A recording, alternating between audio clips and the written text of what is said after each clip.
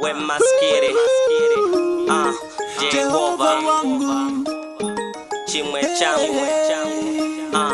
dara mimi dara langu mimi Jehova wangu murithi wangu muchinda wangu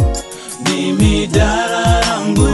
mimi Jehova wangu murithi wangu muchinda wangu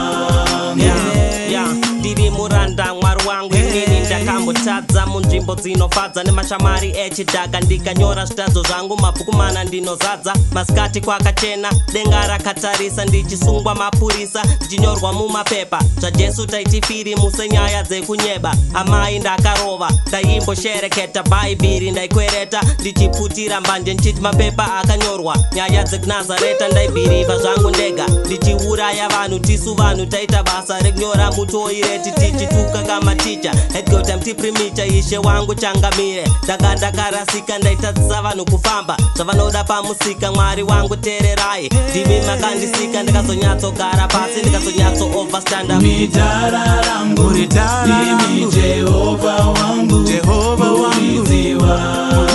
wangu muchinda wangu ndimi dara rangu ndimi Jehova wangu murithi wangu muchinda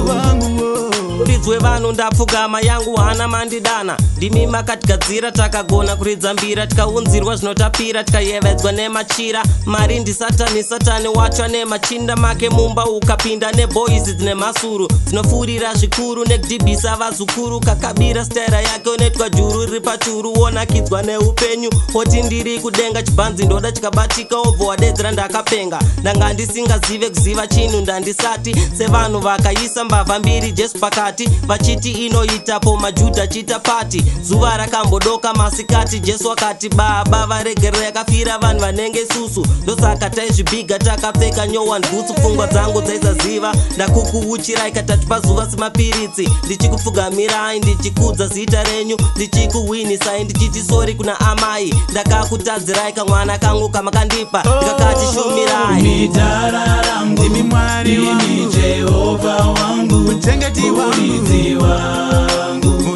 muchinda wangu wemoyo wangu ndimi dara rangu ndimi Jehova wangu murithi wangu muchinda wangu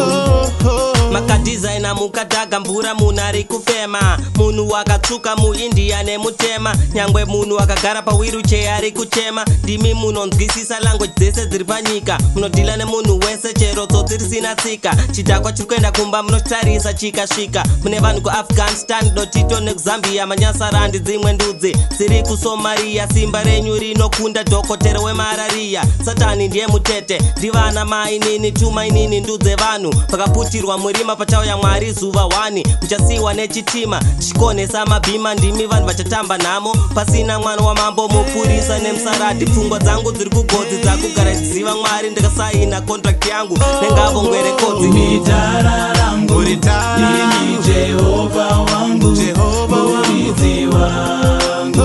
muchinda wangu ndimi dara rangu ndimi Jehova wangu